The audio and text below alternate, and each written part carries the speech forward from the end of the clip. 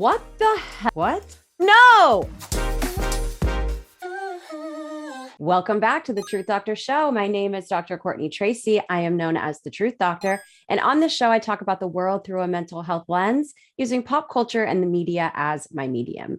Today, we are watching season 2, episode 6 of Euphoria. Let's get started. Quick disclaimer, like usual, this show is for mature audiences. This episode specifically is going to show adult content, adult language, and violence. And we can probably expect to see drug use and some type of sexuality in here as well.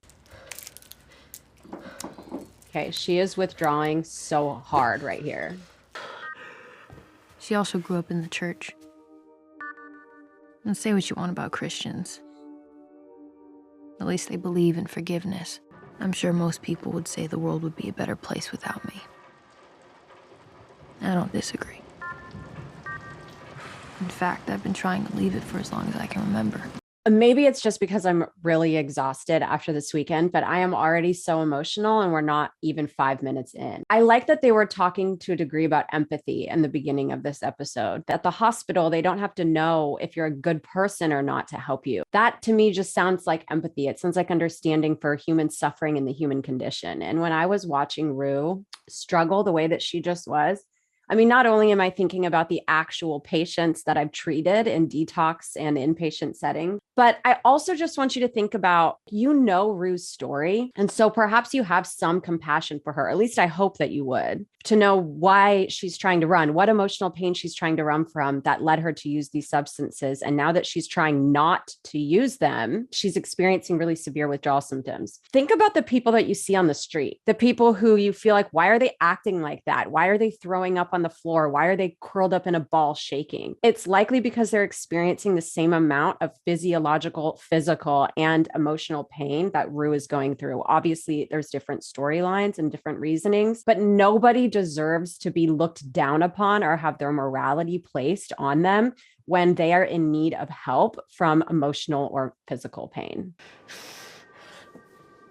The bathroom floor is so helpful because it helps regulate your body temperature, because the tile is usually a lot colder than the mattress.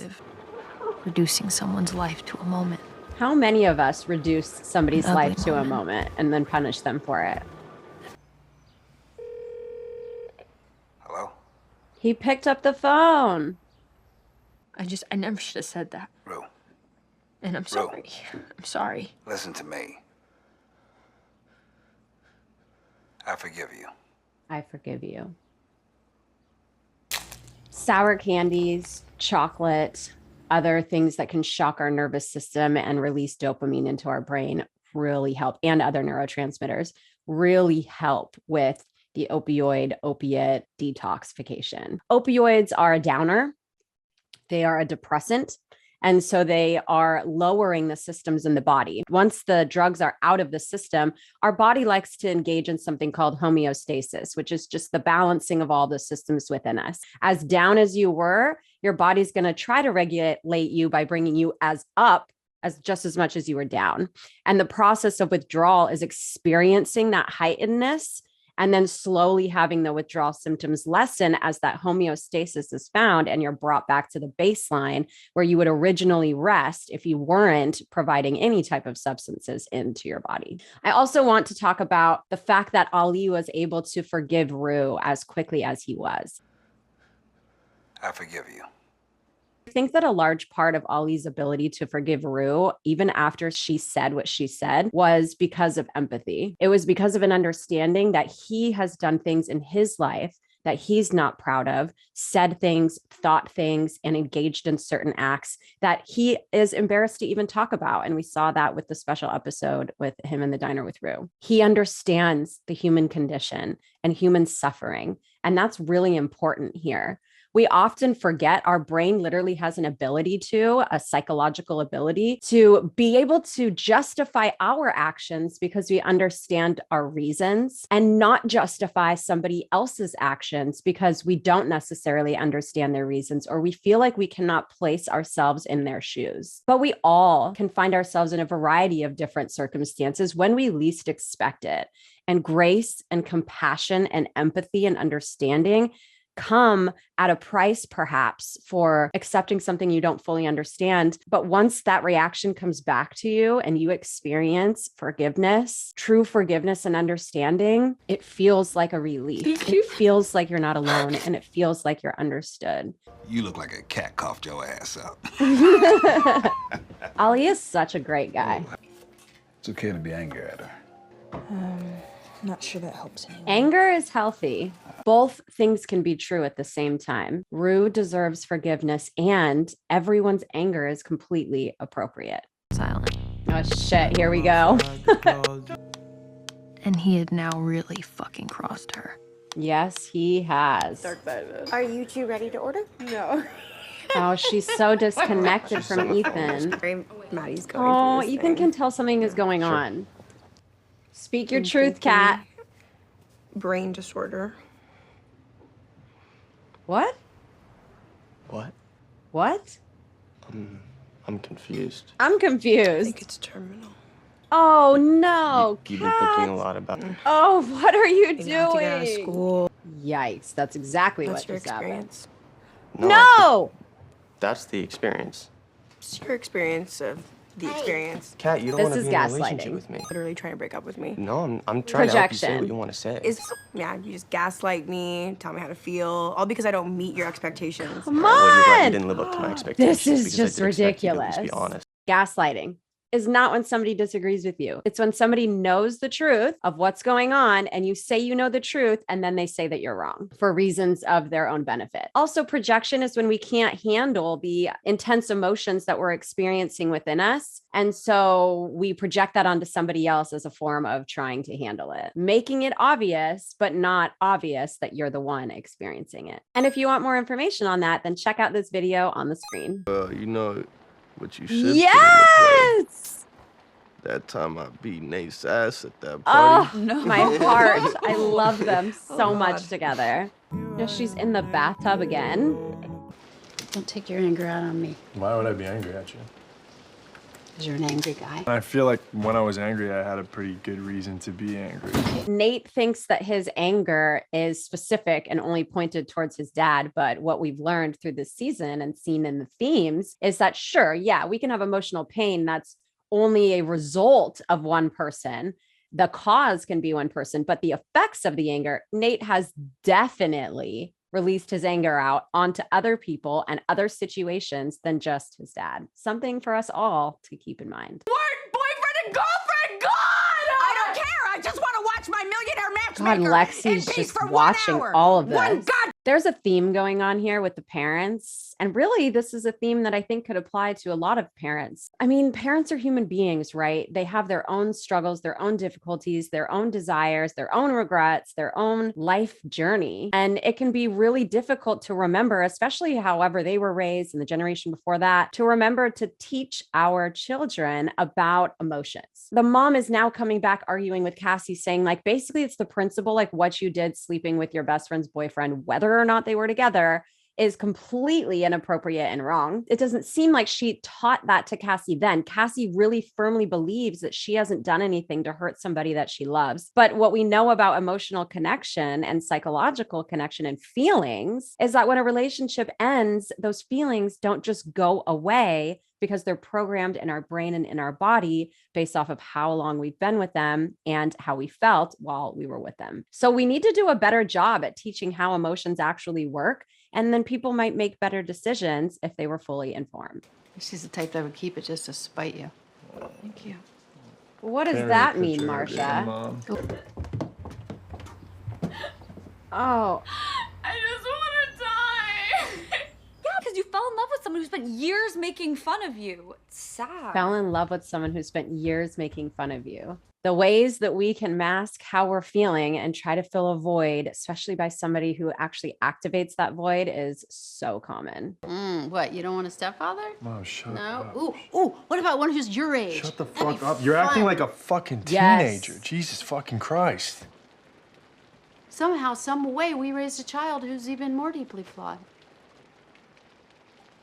Do you ever wonder about What that? the Just hell like, is wrong? what went wrong? Do Something you ever is think about that? There is such a No, of course disconnect you in don't. this show. Because your fucking dumbass between the dad didn't parents believe and in the therapy, kids. so, well, hit him in the head? Did he get a concussion? Did something happen? And we know what don't happened, understand. don't we? It was such. Well, we don't know, but we can assume that that was around the time when he started finding all of the videos and stuff from his dad. It's a really hard moment for Nate. I'm sure, he says he doesn't remember much about those times, but what she's talking about is his innocence and his ability to have a relatively good life torn apart when he was 8 or 9 during those moments when he found what he found and then got access to the truth and the honesty beneath his parents' marriage and his family as a whole and human beings as a whole. I never said you didn't have any self-respect. You don't have to. I can fucking feel it.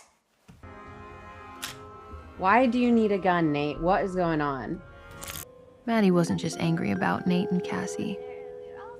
She was also depressed and heartbroken. When somebody does something, even if they do that something more than once, when they engage in a particular behavior, our human brain has an ability, like they mentioned earlier in the episode, to take that one situation, that one behavior, and then place it across the entirety of your relationship with that person. None of it was real. All the times that Cassie consoled Maddy, there's all of these streams, all of these systems within Cassie's brain of caring about Maddy and wanting to be there for her and truly feeling as though she loves her. What she did does not undo all of those behaviors. But in the moment, our human brain, we have to make a decision. We have to analyze the situation and determine whether or not the situation or the person who engaged in that situation is safe for us or not. Our brain wants to keep us safe. So when somebody does something to you, it's really important to take a moment and analyze, is my brain just generalizing this one situation to the entirety of what I know this person to be? And can I take a step back? I can still be just as angry. I can still be just as upset, just as hurt, take the boundaries, maybe not forgive for a while, but can I take a step back and at least place all of those things onto just this one situation and leave the person as we know the person to really be and focus on the situation at hand? Am I generalizing? Is my brain trying to keep me alive right now? And am I potentially pulling away from positive aspects of myself, my life, or another person because I'm currently hurt? Because he gave me just the right amount of attention at the wrong time. Because he gave me the right amount of attention at the wrong time. Fucking mothers used to say no one would ever settle This down is and marry me. her, and God help whoever did. Lexi's feeling. Oh, they're both crying together. Oh, with the song too. Oh! Yay! No, no, no, no, no. Is he holding the gun? What the f is going on? What the hell? Whoa. Oh my God. If it's real, then great. It is. You've said that before. Gia, come on. What's wrong with her? And I believe her. Yeah, Gia's not being inappropriate at all right now. I feel like I don't know anything about your life anymore. I'll tell you when you get back. That's a good boundary for Gia. Hold the line, try not to get hurt more, and still be there. Oh, this is like an admissions call into a rehab. I used to be the one who would answer the phone at the treatment center that I owned and talk to parents like this. Please don't do this. Please. I'm begging. Please don't do this to us. Don't do it with us. Please.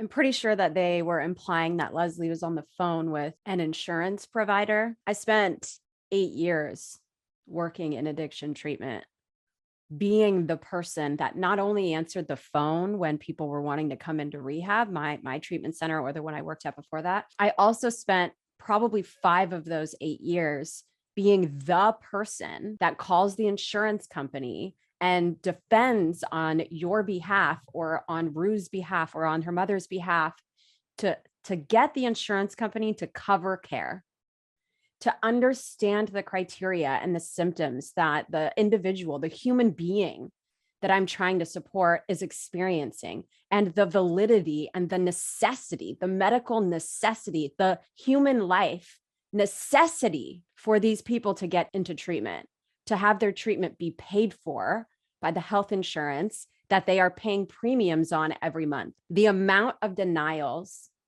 that I received were countless. And when I owned my treatment center, every single time that an insurance company denied coverage, denied to pay for the individual, I never made the individual pay for the costs.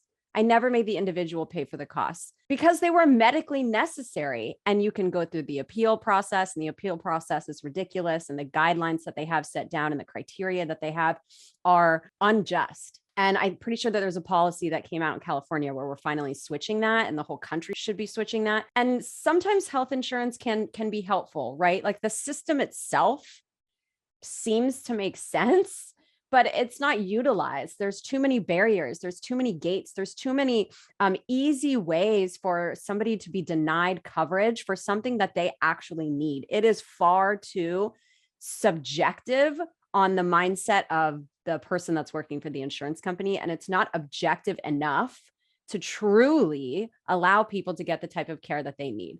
Now, I have like a lot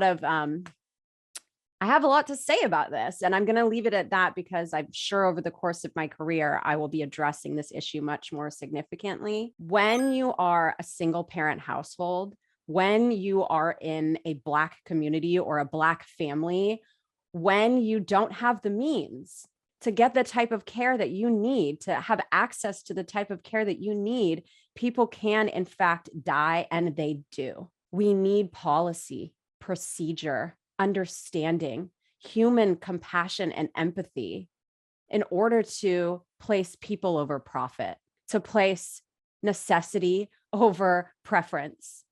We prefer that you go here or that you try this first. That's not always what is needed in the moment. I'm so sorry to anybody who this system has failed. And I'm so sorry to anybody who's been affected by the emotional pain that people run from. I just hope that anybody under any circumstance that truly needs the type of care for drug treatment or mental health treatment is able to get it. And that's why I'm doing what I'm doing. Yes, somebody left a comment recently that said, oh, like anything sells these days, celebrity therapist going on and talking about fake characters. Sometimes this is the only way for people to integrate certain information, to get certain coping skills and certain perspective shifts, to learn about how the mind and body work and how human psychology works in terms of the interpersonal ways that we work with one another, hurt one another, and love one another.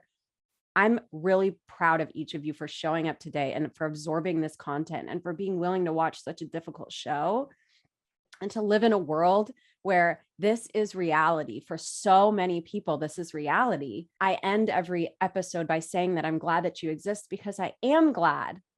And I hope that you continue to exist and continue to get the care that you need and to understand the world around you in the way that you need to understand it to alleviate your own pain and the pain of other people. So to close out this episode, as I always do, I am glad that you exist, and I will keep fighting for that to be true.